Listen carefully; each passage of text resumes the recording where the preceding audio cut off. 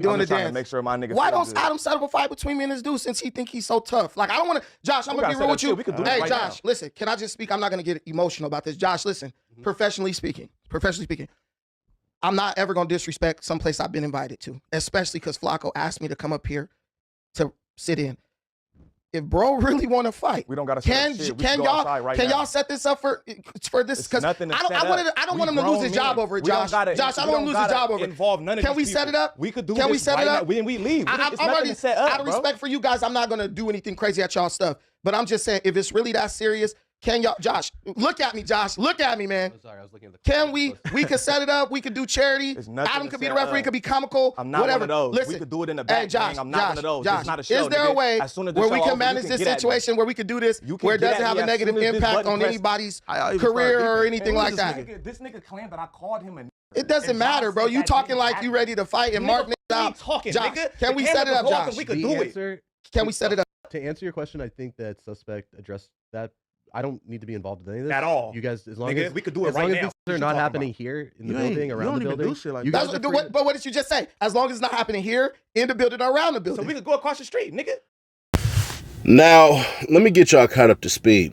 Essentially, they had a conversation that had happened because there's clips in the beginning, but I'm not really going to put them up right now because I don't really feel like it. But basically what happened is suspect said the N-word and Buddy thought he said the hard R, which is a little wild. I mean, personally, I wouldn't have cared if he said the hard R or not. But either way it go, that's what it is. Suspect basically was like, I ain't say that. And then dude basically was like, nah, he did. And then so they asked Josh, did he say that? Josh is like, nah. And it should have been dead there. But apparently, Buddy had already told Suspect, hey, bro, you a mixed breed anyways and all this stuff. Suspect's mom is black. Suspect's dad is black. So when he said that, the presumptions were already wrong. And if you get me wrong twice, I might have to flash off. So then a little bit of time goes on. They run through some topics and then it get hot again. This is the second part of what you just seen. But what did you just say? As long as it's not happening here, in the building, or around the building. So we could go across the street, nigga. Bro, where we gonna meet me around the corner? Listen, man. Listen. You don't really want to do nothing. So you can. Listen. You don't really want to do nothing. If it happened, I don't want it to. Hey, I don't want it to be no lie said.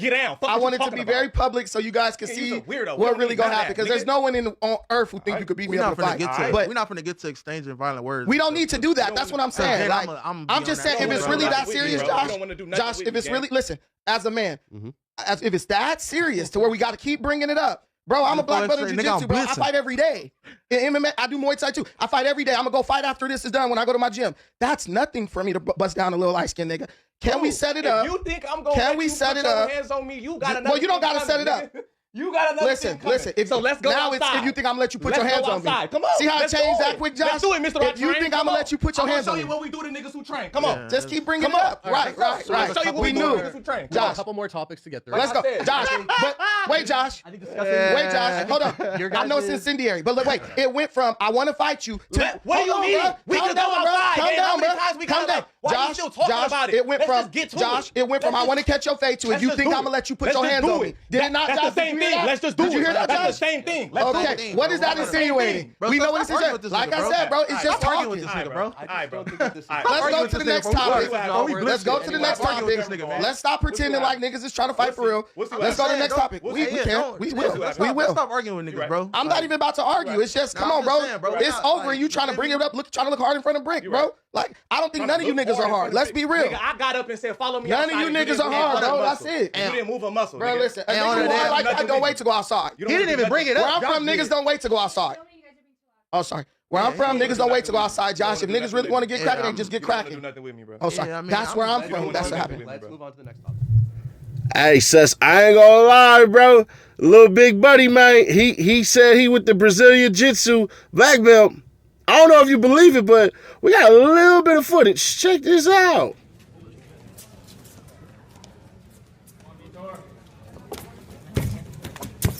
Nice. Good job, Wendell. Perfect.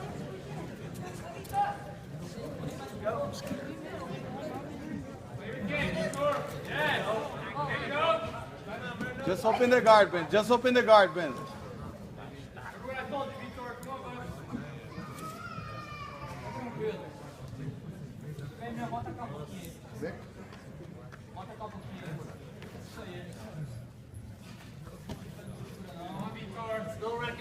Mendon, let's open the guard.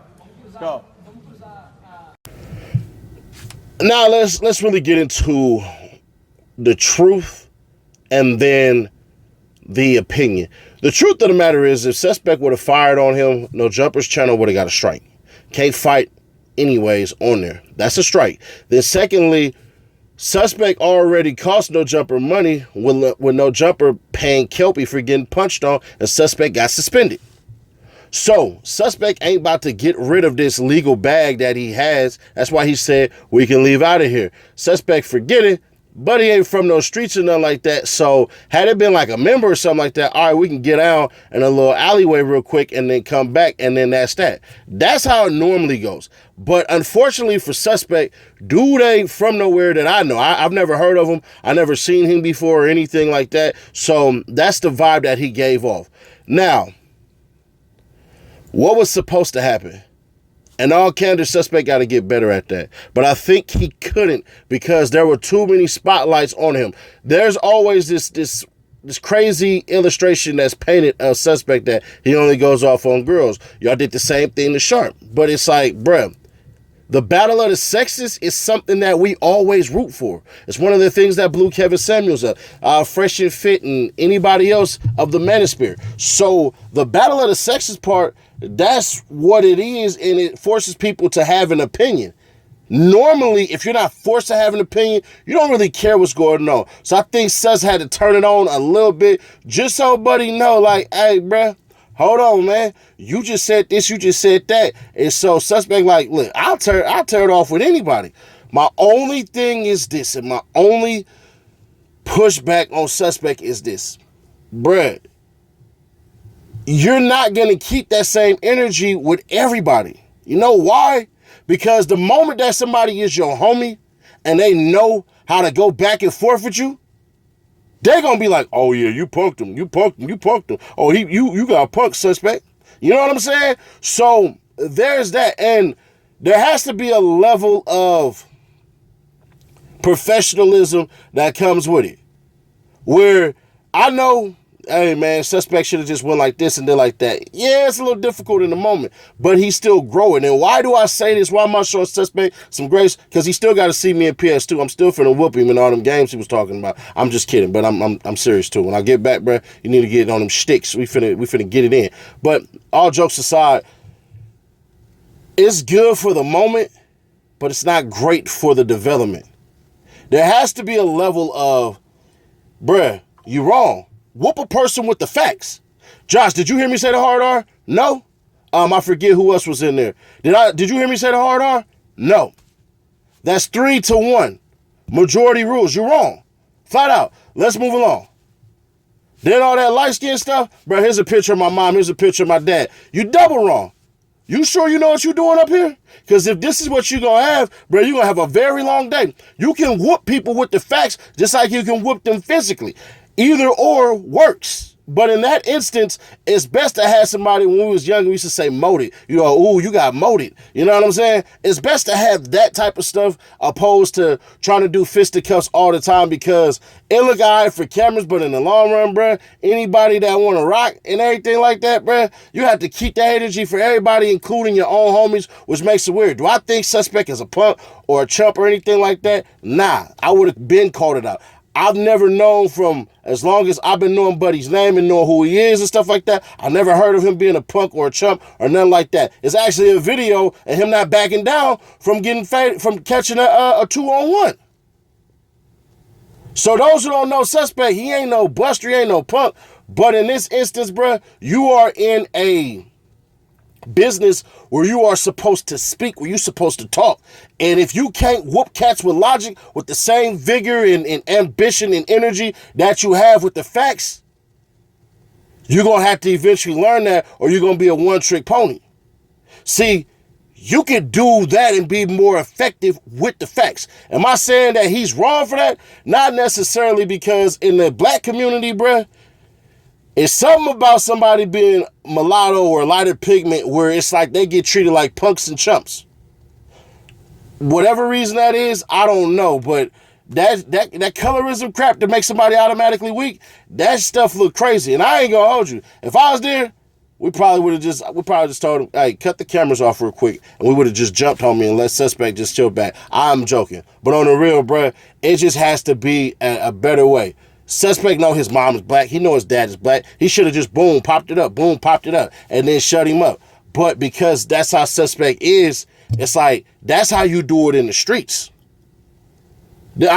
Listen, that's how you do it in the streets, but in podcasting, bruh, it's a little bit different. But if that's going to be his niche, that's going to be his niche. Now, if y'all see me and suspect doing that, y'all probably be like, so who won?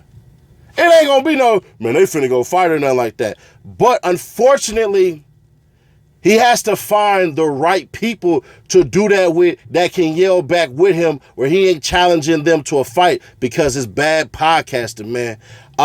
Also, yesterday, Lush and Adam had some choice words for Bricc, and I'm gonna be honest about it. Check this out real quick. I'm gonna give y'all a little ensemble real quick of everything that just happened, and then I'll catch y'all at the tail end of this one. One thing, man, I ain't fighting life.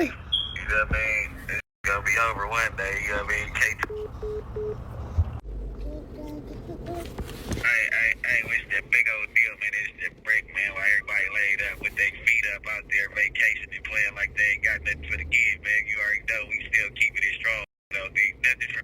This call is from a federal prison. Hey, sometimes it be a mental test to see where hard at in his chest, man. You know what I'm saying? Well, they use you, abuse you. As soon as you get out the way, they act like they ain't worried about losing you. You know what I mean? Okay, so if you didn't catch it, this is a thinly veiled shot at the 22 stir.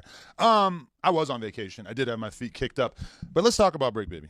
And in particular, the financial side of my relationship with the Bricc, not the trick. When Bricc Baby came on the platform 2 years ago, pretty quickly, the feds ran up in his crib and raided him. He needed money to get out. Now, it's been discussed at length that I fronted him an amount of money, $5,000, so that he could get out the same day that he was picked up. I know WAC 100 and a few other people have been spreading information saying that this was cap. I don't know. Honestly, the other day in the Reddit, somebody posted information saying that he really did have a bail and that was where the $5,000 went. I never really heard about it. I heard rumors in the streets that maybe this money was not required for him to be bailed out, that he didn't have a bail. But I did see these screenshots in the Reddit that make it seem as if he did have a bail. I didn't make a big deal out of it. I gave him the money, had to get him back out on the street. He had potential. I knew that I could take him from being a marginal figure in the LA podcasting space to being one of, if not the most talked about person in the podcasting space, which is exactly what has happened over the course of the past couple of years. Never asked him for the money back. Never asked for it. You feel me? Now, to his credit, for like 2 years after that, he did not ask me for any additional funds. So from my perspective, you know, I was just like, okay, whatever. This is part of doing business. I gave him the $5K. I'm not going to bring it up again. And over the course of those 2 years, my prediction did come true. Bricc Baby basically soared to new heights, became one of the most talked about people in the community. And as far as our relationship, I would like to think that we actually became something like friends. We got closer and closer, spent time hanging out various times, went out to a lot of different parties and stuff, basically formed a relationship that honestly was a little bit more developed than the type of relationship that I've formed with most of the hosts that No Jumper has had over the years. Fast forward to a couple months ago, Bricc Baby reaches out to me again, asks if he can borrow a couple $1,000s for, I don't know, he's like moving into a new spot or some shit like that. I said, okay. Didn't even bring up the fact that I had let him borrow this $5,000. I figured after 2 years, you know, shit, whatever. So I let him borrow this additional $2,000, $3,000. I forget what it was. And then very soon after that, like I'm talking like a week later, he gets picked up by the feds, right? Ever since then, there's been murmurings, people wondering, what is ADAM22 going to do to help out Bricc in this situation? Now, from my perspective, I'm $7,000, $8,000 in the hole in terms of money that I have let you borrow, which I'm not really the kind of person who lets people borrow money all the time. Like, of everybody who's ever worked for me, I honestly don't think I can think of a situation in which any of them have borrowed money from me. Like, that's just not really the kind of relationship that I like to have with people who work for me. You know, if it is an emergency, okay, we could do something. But for the most part, this is just not really how I get down. You know, it's like I don't like to have that kind of thing going on. I pay you for your service and you do the job and we're good. But as far as taking out loans consistently, constantly, I'm not really into it so far. But I say all that to just set the stage. Then he gets locked up. And people are pretty much automatically, you know, suggesting in the comments, people talking about it on podcasts, is Adam going to pay for his lawyer? Is Adam putting money on his books? Whatever. And I'm going to be real with you. For like the first month that he was locked up, he didn't ask me for shit. He didn't say anything about it, which I kind of appreciated because I feel like if I just gave you $2,000 like immediately before you got locked up, it is kind of weird for you to get locked up and then be like, hey, like, can I have even more money, especially given this prior debt? Because my thing is like, if you want to get an official verdict on how I'm willing to help you out financially in addition to what I've done for you previously, I feel like you should be upfront about that. I've talked to Bricc on the phone a whole bunch of times since he's been locked up, including like the day before this video came out, and it was none of this energy at all. And in addition to that, we've got people like Sharp, who don't got a pot to piss in, who ain't done nothing for Bricc, who can't do anything for anybody because he's dead broke. He's coming out, making YouTube videos, doing streams where he's passing judgment on what I've done for Bricc. Keep in mind, I've had Bricc on salary for 2 years straight. Even when he was missing shows, even when he was out of town doing whatever, never fronted on him in terms of the money. Now we've got Sharp, who, you know, Sharp has never done anything besides women and be ugly, and he's out here trying to... So y'all heard all that, right? All right, cool. Then Adam, for a second time, addresses it with actual people in the room. And I'm thinking the reason for this is for the pushback or to still continuously ride the wave of what he just did. So check this out. I feel like I'm in kind of a weird spot because of the fact that, you know, he got locked up. There was already a sizable debt. I had let him borrow a pretty significant amount of money from my perspective. And it's like, you know, I know that he looks at me as somebody who's got his life together and have done fairly well for myself over the years. But the truth is that No Jumper in kind of a tricky spot. Obviously, we did the whole going broke narrative, had that whole conversation a couple of weeks ago and everything. But, you know, it's a weird spot to be in because I wish that I could fully support him and that I could kind of make these problems go away. I wish I could just cop the boy a lawyer. That would be amazing. But realistically, there's only so much that I could do. And it's like we went weeks where he didn't ask me for anything. So this is kind of like all just sort of like come about over the course of like the last week. I felt like he wasn't asking me because I had just let him borrow more money like right before he got locked up. So I know he probably like didn't really want to ask me for it, but it's like from my perspective, there's got to be a limit on how much I'm really expected to do for somebody who does podcasts on the channel. In particular, because of the fact, and I don't think I mentioned this in the video, but it's like Brick's case doesn't have anything to do with me. You know, it's like, it's not, he didn't catch the case because of anything he did on camera. Even the stuff that did happen on camera that makes his case a little bit worse, like the fact that they pointed out that he had a gun in his waistline on his last time on the podcast right before they arrested him. Like, I didn't know that. I never had a conversation with him about if he was bringing a strap to work or anything like that. But it's not like he got locked up defending me or defending the business or something. Maybe that situation would be a little bit different. You know, this was purely stuff that realistically, like almost everything that he's in trouble for is stuff that happened even before he started working at No Jumper. Do you think that if he didn't have the $8,000 or so debt to you previous to this incarceration? You put a dollar amount out there? I put it in the video. Yeah. Oh, okay. He said that he had. I think me and Stoney is getting up to speed. Okay, so in the original, when Bricc got locked up, I guess it was around the time he was first coming over here. Yeah, it was within like the first month or two that he was doing podcasts on the channel that he basically got the feds running up in his crib. Yeah. So he got busted then, and Adam shot him 5 bands, and then I guess recently you shot him another few bands. So if he didn't already have that balance, would you think it would be a different situation? Exactly. Yeah, for sure. I would probably be like more forthcoming in terms of trying to make shit easier on him and everything like that. It's just like when somebody already has a pretty sizable debt to me, it's like I'm just not the kind of person who's just gonna act like $5,000 is not a lot. $5,000 to me is still a shitload, regardless of whatever I got going on. You know. I'm going to tell y'all where Adam is wrong on this one. Adam should have never addressed it. He should have addressed it like this. Man, listen, ain't nobody missing no calls. I'll talk to Bricc when the time is right because everything he said is false, and then just keep it going like that. To delve into it and put out Brick's business, Adam, bosses do like this. When you are allowing somebody to borrow money, you take it out their paycheck. It's not that difficult. If Bricc if you would have said, all right, Bricc, listen, you doing this, man, I need my money back. So if I give you this, if I front you this is an advance that I need to go ahead and get back on my money, and it's going to cut into your salary. Wouldn't have been no problem. See, it's these things where I think Adam, like, in his mind, like, yeah, I got one over his head right now. So, you know, he might have to do a couple of things, a little couple of extra things and stuff like that due to loyalty because I helped him out. Or he probably was like what everybody else is saying. Man, Adam needed somebody that was in the streets that could do views, that could bring it and all this stuff and everything like that. Because over those 2 years, Bricc did give y'all some million hit view moments. The crash out where he sit up there and they supposedly got into it with the guard and everything like that, which actually didn't happen, by the way. So the feds got that one wrong in the paperwork. He actually did not get into it in a physical way with the guards. I know this. So there's that. But also on the point of Bricc, if you were working at Walmart, if you were working anywhere else, could you even have asked, or like, you know, the proper way, asks for advance? No, you'd go over there and you go to a loan department. You would go to, you know, like checking the cash or something like that. You would go to a payday advance in order to do that. See, when people are taking advantage of people, they get upset when they can no longer take advantage of people. It just is what it is. For everybody who's saying, oh, well, No Jumper is still making content off of Bricc, so, you know, blah, blah, blah. Adam can easily say, hey, this is so I get my money back. Hey, he's not coming back for a while. I need my money back because he 8 bands in a hole. You can say that, and then what y'all gonna say? So there's that. But the way that this should have been handled is this. Once Adam decided to allow him to borrow the money, he should have set up a payment plan immediately while that was going on. Should have got on the phone with him and had that conversation, and then that should have immediately took place. After that, that should have been, hey, bro, this is a one-time thing. If you get in trouble, you're on your own. I just want you to know that. Anybody who ever borrowed money from me, I always say this phrase, and I advise you all to say this phrase. I'm only doing this one time. Don't ask again.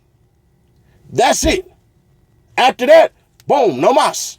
So, nah, man, this is all a business. But Adam did not look at the optics of this at all, because now anybody who has something to say against Adam is literally saying, well, Adam, at one point in time, you were saying y'all making money. Then Adam put out that we going broke stuff. And now everybody's looking at the views. And for some whatever reason, everybody now is a doggone YouTube analytics pay magician.